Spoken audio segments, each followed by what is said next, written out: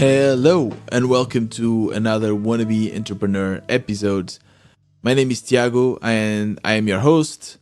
This is the podcast about what's really like to bootstrap a company. And for the new listeners out there, let me give you a quick introduction about what this podcast is all about. I quit my job and became an indie hacker more than a year ago. It was actually June 2021.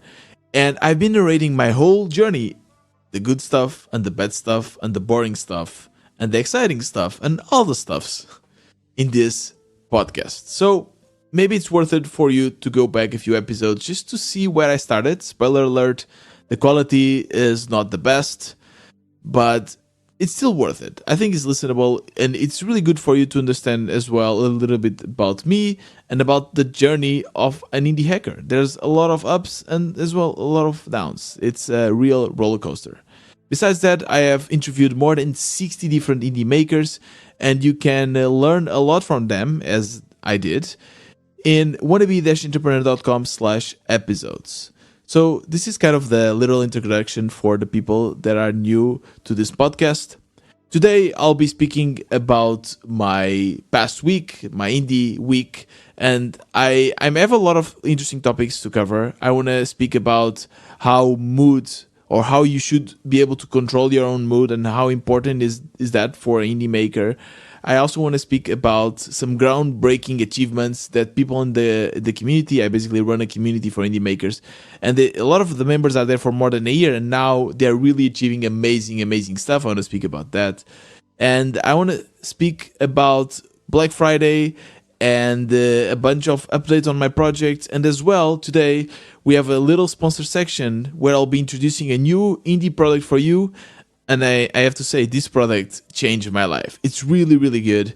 And I want to share that with you. I'm super excited that even they agreed to sponsor this podcast because I really wanted to speak about it.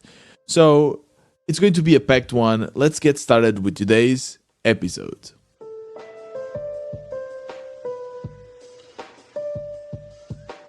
Growing a podcast is extremely hard. It's been more than a year that I'm doing this, and I have now reached 200 people that listen to me, which for me, to be honest, is amazing. Like, I cannot believe that you listen to me every week. Imagine like having 200 people in front of you, like you're the teacher or like you have an audience of 200 people. I don't want to say that I'm the teacher. that sounds kind of wrong. But like, imagine like 200 people in front of you and you're speaking to them every week. It's amazing. Like, the fact that you come and listen to me, I'm super humble and super happy about that. When people ask me, how do you grow an audience? Like, I don't know. It's so hard. Obviously, there's a few things that come to mind. First of all, Twitter really helped. And then my interviews. When I interview people, the people that I interview share it with their audience. And normally, since they are also my audience, they end up listening, or some of them end up listening to the WBE. Why do they keep listening? Well, I guess it's because they like the content and as well because we create a relationship. I mean, we are talking with each other for more than a year and a half now, and I feel that you are part of my life. And I guess you feel the same. So that's why people just keep listening. But there's many other ways to grow your audience, but they require a lot of work. One thing that I've started doing recently, or a few months ago, I told you about it, was to start posting my podcast episodes to YouTube. And I created a script to do that. And basically what you're just listening now, you can also listen on YouTube. But I also started in my interviews to record video and then create little, I call them Joe Rogan snippets. You know, when you go on YouTube and you see a bunch of interviews that Joe Rogan did and they are just nice little snippets and normally they have a catchy title. So I tried to do that with my interviews as well. But this is a lot of work. Like, imagine having an interview of 1 hour and a half plus video and then finding the right snippets and then editing them and like pushing them to YouTube and doing all of that. It takes hours. Just for you to understand, just for me to edit the interview, it takes maybe, depends, 3 to 5 hours, one interview. And then if you need to create these snippets and post them on YouTube, these are many hours of work and you really don't know if they will work out. Sometimes you will only see the results after months whenever like YouTube algorithm decides to pick them up. So I was always trying to find a solution for that, a way to somehow create these clips and these snippets in a more automated way. And I found it. And by the way, this is the sponsored section of this episode. So your advice, this is sponsored, but like this is super, super exciting. I was on Twitter and I think it was Arvid. Arvid also has now interviews and he has a podcast, as you probably know. And he tweeted something in the lines of, I wish there was a better way to create snippets out of my interviews. And I was like, yeah, just join the line. Obviously, everyone wants that, but unfortunately, there's no way to do that. And then I got a little notification. Bloop. I was like, okay, someone answered my comment. And it was Abhinav. And Abhinav said, hey, we have a solution for you. We have a tool called recast.studio. And we basically just released a new feature where we convert your video or your podcast into snippets using AI. And I was very suspicious. I was like, yeah, another person claiming that they can do this. Yeah, obviously you can. Like, no way. And he shared a website and I was like, okay, let me try it out. I open it. And I have to say, like, the experience, first of all, it's super, super nice because I could just search for my podcast and search for an episode. So I actually didn't have to upload it. I was like, okay, want to be entrepreneur. Very good. All right, click, bam. And then it said it was analyzed for a few minutes. And it did a really good job transcribing the whole episode. So you have this super nice feature where you see the whole transcription of your podcast and you can actually edit your podcast by editing the text. There's many other platforms that already do this, so this was not new, but it's still very exciting and it's very easy for you to skip ahead and to find little clips because you can just read them and it's much, much easier. But I was excited about this other feature. He said like, okay, we can create the snippets. And I was like, perfect, let me try. So I found the feature, I clicked generate snippets, and again, it took a few seconds. It said, okay, we are generating the snippets. I used by the way, Peter Level's interview because I still didn't create snippets for this interview, and it's the one with the most success. And bam, there was around like 30 snippets created, and I was like, no way, I cannot believe. And the first one just said, are you religious? No. And I was like, okay, this is a super interesting title. So I actually clicked and it got exactly the right time, the right snippet. So it starts with me asking, are you religious? And with him answering no and explaining why. And it's so good. Like, I kid you not, it really, really works well. And not only actually the editing part, but even the titles, everything. And then it generates a little template for you with the transcription. So it generates a little video where people can actually follow along and they can read it and generates a title. It makes it makes it so easy for you to create these snippets. I thought it was lucky. I thought, okay, maybe the first one worked, but then all the others worked. And it's like, wow, they actually made it.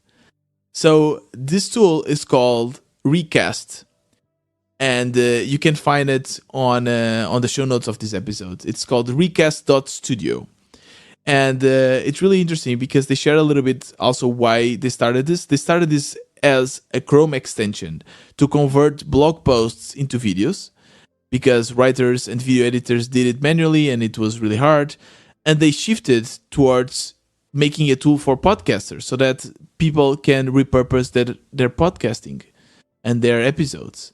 And I know if you're a podcaster, you're thinking, I need this. Yes, I can give my seal of approval here because I've tried it out and I've used it and I've already uploaded. To be honest, I started paying for it. No joke, I started paying for it. And I started uploading already a bunch of snippets from my Peter Levis interview. You can also like create a little template of your video and then it will just generate all the snippets following that template. And it's a great tool. They are indie makers. They are just starting now. So the pricing is still very low. I think the first tier is around $10. And I also have a discount for you. If you use WB20, you get 20% discount on all plans, monthly and annual. So this is really a great opportunity for you to go and help a fellow indie maker with a great product. And if you are a podcaster, definitely go try it out. And that's it for today's sponsored section. And like always, if you have feedback, please send it my way. As well, if you want to have your indie product featured here in the podcast, send me a DM, or the link will be in the description, and you just have to fill in the form. Very simple, and we can make that happen. And at the same time, we'll also be supporting this podcast. Now, I want to speak about YouTube. I love YouTube. YouTube is definitely my guilty pleasure platform. I don't do Instagram or TikTok, but YouTube, yes, you'll see me there for sure, watching all the silly content, the intellectual content, and the shorts, which I don't like. I really don't like the YouTube shorts. Like, they're so addictive, and like, please remove them. Anyways, a lot of the inspiration that I get, even for my projects, came from YouTube. For example, Casey Neistat inspired this podcast, because when I started this podcast, I was trying to do one episode each day, like Casey did with his vlogs. So it was a great inspiration. And there's a lot of people, a lot of YouTube creators that I've been following for a long time. There's one in particular, one channel called Dude Perfect. You know it? Maybe some of you do. Basically, they do trick shots. They have videos of trick shots. They started when they were in college with low production videos, and now they have a really amazing TV channel-like production. Like, when you watch their videos now, you know that there is a whole camera crew and people will be really helping out with everything, and they have millions of views. Recently, one of them got a prize. So basically what they do is they have these kind of battles, and I believe they're like 5, and they battle each other in different kind of sports and trick shots. And they had one battle where each one of them had to build a rocket, like a real rocket, and they had to fly it. And the one that would fly it the highest would win a real trip to space. Yes, this is happening. It's 2022, and people can literally go to space if they pay. Sure, it costs the price of a small apartment, or even more. I actually don't know the price, but it's definitely very, very expensive. But you can go to space. You don't need to be an astronaut. You don't need to be super fit or to have been in the Air Force or super intelligent. No, you can literally go there 2 days before, you do one drill, and then bam, you're ready to go to space. And even if you don't like YouTube, Dude Perfect, whatever, I highly recommend for you to watch the video where they basically recorded the whole journey and adventure of going to space. It's really, really good. I'll link it in the show notes. And it's good for two main things. First of all, they're going to space. Like, just the fact that this is happening, and they have all the camera, everything set up, and you can literally see everything. It's so amazing. And by the way, there's no pilot. Yes, like I'm imagining them like all getting into the spaceship. There are like about 5 or 6 of them, and they're like, okay, where's the pilot, by the way? Oh, no, the pilot doesn't want to go. There's no pilot. It's fully autonomous. They go to space. They stay there for 5 minutes. They return. Yes. And that's one of the reasons why you should watch this video. The other reason is because the Dude Perfect that actually won, he actually opens up about... It's a very emotional day, right? I mean, he's going to space. And he opens up about the channel. And one thing that he says really gets me thinking. He said that he could not believe that a silly trick shots YouTube channel is now taking him to space. I mean, he cannot compute that. And one thing that he says is that God had bigger plans for their YouTube channel than themselves. And I found this really, really interesting for 2 main reasons. One, the fact that he's super humble. Like, the fact that he's actually admitting that he has no idea why their YouTube channel has so much success. That probably there's some kind of entity helping them out. And at the same time, that same fact kind of surprises me. Like, these 5 dudes that are able to make millions, that actually got to go to space because of their YouTube channel, have no idea how come they reach this amount of success. And there's so many other YouTube channels, so many other trick shot YouTube channels that did not succeed, that did not have more than 100 views or 1,000 views. Why did they succeed? Was there actually something or a bunch of things that they did right? Can they pinpoint them? They can't. Like, Otherwise, you would have said, by the way, we reached here because of our hard work and we did this and that right. But no, he says that there's something else, that there's a strong force carrying them. Like it seems that no matter what they did, they couldn't go wrong. And I see this as well in our community, in our indie hacking community. I mean, there's a few makers out there, and of course, like what is the first one that comes to mind? Peter Levels, obviously. That it seems that no matter what they do, like whatever they touch, it's gold. And of course, there is a lot of merit. There is a lot of hard work, a lot of talent. I'm not denying that. But there's also other makers that have maybe the same exact hard work and talent and everything, and they don't achieve that. And the whole reason why I started this podcast is because I wanted to understand if there is a formula, if there is some variables that we can somehow control to increase the likelihood of success. And there are a few things that all of these great gurus are making, that if we do make them as well, the chances of success are much higher. But sometimes people are just lucky, I guess. Luck? Yes, they're able to start the right thing in the right time, and they get carried away. It's like catching a great wave. When you catch a wave, you have to paddle. Well, by the way, this is an amazing comparison here. So listen to this. When you catch a wave, you need to paddle. I don't know if you surf or like I don't surf, but I've tried this. Like you have to paddle, right? And at some point, there's two things that can happen. You can keep on paddling to try to keep up with the wave, but eventually the wave will just kind of overcome you.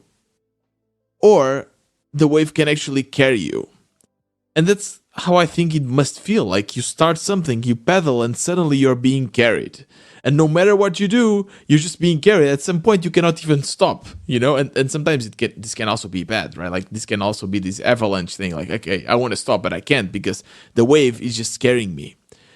But at the same time, I believe that we cannot learn a lot from these people because they don't know how they reach there. Of course, they can try to put things into words, and like Peter Levels and Tony Dean, he has a great newsletter. Peter Levels has the Make Book, and definitely you should read that because that will increase your chances of success. But at the same time, I believe there's a kind of intuition, a kind of luck that they cannot teach because they don't even know how they got them. So I think it's really important as well for us not to only focus on the people that are having extremely success, but as well with the people that are failing, with the people that are trying multiple different things. In the community, I started the WB Space more than a year ago, and the goal was, okay, this is a place where makers can get together and help each other grow. And I've seen people grow. Like one big example is Luca with his app Ivory that I interviewed here in the podcast.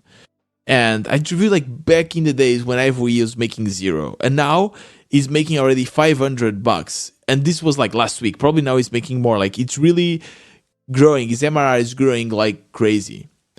The same with Gotham, for instance, from FameWall is also from the communities. MRR is now growing really, really fast, and I can really learn from them because I really follow them since the beginning. I know what I've been doing, and I can tell you it's a lot of hard work. It's a lot of trial and error. There's a lot of things that I also don't know that worked, but they did, so they kept on doing it. And it's so satisfying to see this happening. And I recently asked Luca if he thinks the reason why he had this success was because of the community. And he said that he cannot say it for sure if it was, but one thing is true is that the community had a great role and an important role in this indie journey. He doesn't know if maybe he was not part of the community if he would have achieved the same success, but definitely it helped, and it helped at least in his journey. So that made me feel really, really good, and it made me feel that it takes time. Like patience is something really, really important for us indie makers. This week, I read a very interesting post that was shared by Lala, a member of the WB community. And this post was written by Sean Puri, one of the hosts of My First Million podcast. And he speaks about how important it is to control one's mood. Like for us to figure out how to, first of all, like realize that we are in a bad mood. and how to get out of it. This is so important. And this past week, with all my hard work, I have so many things because I also have the freelancing on top that I feel that I cannot keep up. So it's been more than a week since I left my house because I work from home, and I'm really feeling like a bad mood. Like in general, I feel like a bad mood, and I can see this affecting my mental health. I'm getting more discouraged, a little bit more depressed. So when I read this, it kind of clicked, and it basically tells that we should be able to detect when we are having bad moods, and also to know ourselves and know how to control it. So for me, the first thing that comes to my mind when I'm having this kind of mood is that I want to eat shit. Basically, I want to eat like sugar and fries and all of that. And this is kind of a cycle, because when I do that, then I feel bad, even like worse, because I feel that I'm eating poorly besides not exercising. So it's a ending cycle. So I'm not saying that, of course, sometimes it's important to know that a little bit of sugar or a little treat will also help you, but not too much, right? So you really need to figure out what works for you. It gives a bunch of exercises that you can do. For instance, you can listen to music, you can meditate, you can do like actual exercise, go run, do push-ups, or you can just disconnect. There's many other things. We need to figure out what works best for us. And one thing, he also speaks about patience, and we're just now speaking about patience. And he says that he was very impatient. And quite often, when we feel that, okay, we are nervous, we don't know what to do, we just want to do something, take action. And what he says is that, and I paraphrase, impatience with action, patience with results. So he claims that the best approach here is, okay, if you feel that something is wrong, that you need to improve something, sit down and take some action. Analyze all your data. Sometimes it's just an impression, right? Like sometimes I feel that the community engagement is going down, but then I have actually a graph that shows me the engagement, and I see that it's not going down, right? So I can feel that it was just in my mind, but the data doesn't lie, right? So first of all, analyze in a very unbiased way, check the data, and then figure out things that work and come up with a plan and start acting on that plan. But then be patient with the results. That's what he also says in this post.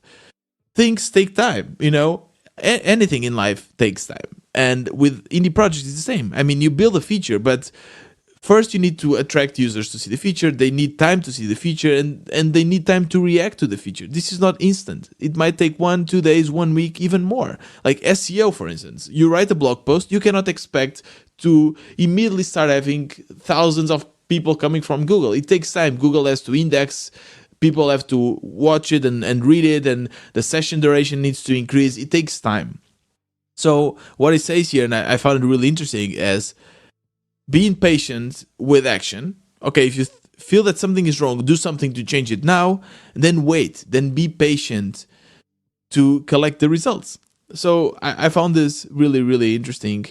And even when we look to these people that have really a lot of success, always think that you are only seeing the success. You are not seeing the dozens of products that failed, the thousands of hours that they had to work in their craft, and the low moments. You don't see those because we don't like to share them most of the times. And there's a lot of makers that try to share them. I try to do that in this podcast as well, but mostly it like success and happiness sells more a lot of the times in this kind of situation, at least. So just think about that, and maybe try to have it feels that now I'm like giving you advice, but this is actually advice for me. I'm just speaking to myself. But yeah, try to look at business as business and not as your personal failure or success, and try to take a more rational approach. What can I do to change it? What can I test next? And then let's have some patience and test it. And I think that's really important. And for me, I've been mixing, and I think it's normal for indie makers, but I've been mixing my personal success and my business success too much, to the point that I feel that I cannot do anything else until I fix my business, because otherwise I'm failing as a person. I've talked about this in the past with you, and I still feel this, and this is not healthy. because I feel like I'm missing out in a lot of stuff. And I talked about this frequently, right? The social stuff and everything. But I'm missing out on that. I'm missing out on living other aspects of life that are important. But I cannot do them yet because I feel that I'm failing personally as well. So, again, going back to, let's separate things. Yes, business is important, and it's really hard to fully separate from your own persona, especially because we are solopreneurs. But it's important to do that, and it's important to see business with a pragmatic and rational view. We are now reaching the end of the episode. I don't want to make it super long, but I did promise you some updates on my project, so let's give a quick set of updates for you. Indie Lottery, it's still growing. The conversion is the highest that I've ever seen, to be honest. It's crazy. Like around 25% of the people that go to the website end up converting, which is really good. And our main source of traffic is basically sending DMs on Twitter. Yes, it's called DMs. I spoke about it, I believe last episode, but it's still working. It's really great. We basically collect a bunch of Twitter handles from Building Public, from Product Hunt, Indie Hackers, and then I import all of that to Ivoe, and I send a message to everyone, like a personalized message, because Ivoe allows you to have put a little variable that fetches the name of the person, and like a lot of people answer. A lot of people end up giving or submitting their product, giving great feedback. So definitely this is the best way so far to bring traffic to the Indie Lottery. Besides that, every time we find some interesting post on Indie Hackers, we try as well to somehow plug our Indie Lottery products. Joe and I are splitting the tasks really well. Is basically taking care of finding all the Twitter handles, and I take care of sending the messages and then collecting the feedback and communicating with the people. And we end up also converting some of these people to sponsors. I end up asking, hey, would you be interested perhaps in get your product featured for 7 days? And a lot of them end up saying that they would. So the numbers are great. Like the conversion and everything is great. That gets us super excited. The feedback is great. The big issue is bring traffic to the website in a consistent manner, because we don't want to be sending messages every day.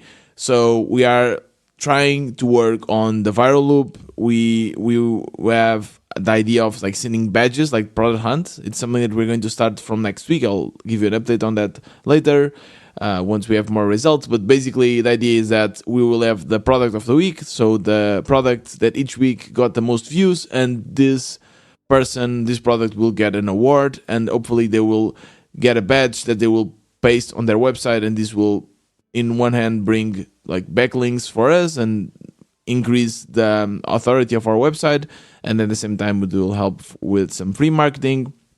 And then I'm also focusing on SEO. I've been working on improving the links, like the slugs of the product pages. So before I had this is a little bit too technical, but I had a little parameter on the URL where I had slug equals something, and now I worked on have a proper path in the URL. So you have product / wannabe entrepreneur, for instance. And I believe that this is much better for SEO, and this is also much easier for people to share. So that's been our focus. We did do a Black Friday deal. It was only up on Friday. A lot of people normally do it throughout the weekend, but we decided, okay, let's do it only on Friday. And it was very short notice. We basically decided the day before, and Joe and I were talking, and we were like, okay, let's do a deal. And we did 50% on the sponsor section of the Indie Lottery. We got three people. Three people decided to take this deal. So instead of $30, they paid $15 to get featured. And it's good. I think Black Friday is mostly a marketing stunt, because people end up not losing money, but they just make less money. So this is good, not to make a lot of money, but to get your product in a lot of new eyeballs. And it's a marketing technique. I also was able to get one sponsor deal here for the podcast. For the podcast, I didn't even advertise it too much. I shared it just in almost the end of Friday, and I said, hey, I'm also giving 50% for the podcast, and one person took the deal. So yeah, if you really want to take advantage of Black Friday for marketing, I advise you to take a little bit more time for the preparation. In the community, I saw a bunch of other members doing that, and they were able to get a few like interesting deals. One of our members, Dobroslav, he actually collected all the deals because Tony Dean created a GitHub repository where people could just push their deals, and he converted that GitHub to a website, super cool website. It's called blackfridaydeals.lol, and I will link it in the show notes. The website looks really great, and it's so cool like to be in this community because there's always so many interesting and surprising and creative things going on. So yeah, that was my Black Friday. Not super exciting. Let me know about yours, actually. Send me a message on Twitter, TiagoWB, and let me know if Black Friday actually worked well for you. Besides that, like a lot of work with the freelance, like I'm using Flutterflow, and I will probably give you a proper review in maybe the next or the other episode about Flutterflow and what I'm learning from these no-code tools, because it's really interesting as well, and I think you'll enjoy listening from that. So I'll give you a proper extensive review on that in another episode. And in the community, not a lot has happened. Actually, today there's an interesting event that we're going to do. I did a partnership with Ida she's also a member of the community, and she kind of organized a set of interesting games, and we are going to do kind of a chat roulette or a speed date between the members, and the members will play these games to get to know each other more and to get to know each other businesses more. Super excited about that. I think I think I can really explore this, and we can really explore this to make this into a very interesting product, like Daniel Vassallo does with these cohort courses and everything. But again, it's just an idea. I don't want to say anything. Let's see how it comes in the future. But yeah, that's basically the updates from my side. I've been trying to release 2 interviews. I have 2 interviews that I need to edit and release them, but I didn't have the time. It's so annoying. This week, I will definitely release one interview that I did with Matt, and I think you'll really enjoy that. I also have video, and it was here at my place. We ate pastel nata, so I think it's a very fun interview. And that's it for today's Wannabe Entrepreneur episode. Let me just give you the closing remarks. Again, do not forget to try out Recast Studio. The link will be in the description, and you can also get the code to get your 20% discount. Besides that, if you want to become a sponsor of this podcast and support it, the link will also be there, and you just follow, like it's just a tally form. You can just sign in, and it takes you some minutes, and it's super easy, and we can work on that. You can also become a member of the WB Space and join a network of indie makers from all over the world and build your product together with us. You can buy the WB merch, and you can share this with your best friends. Why not? Like, go to your best friend and say, hey, it's time for you to become an indie hacker. Listen to the WB podcast, and you'll love it. So, as you can see, many ways for you to help this little WB family to grow. And again, thank you so much for listening and being a listener. I really appreciate you. This was another Wannabe Entrepreneur. See you next time.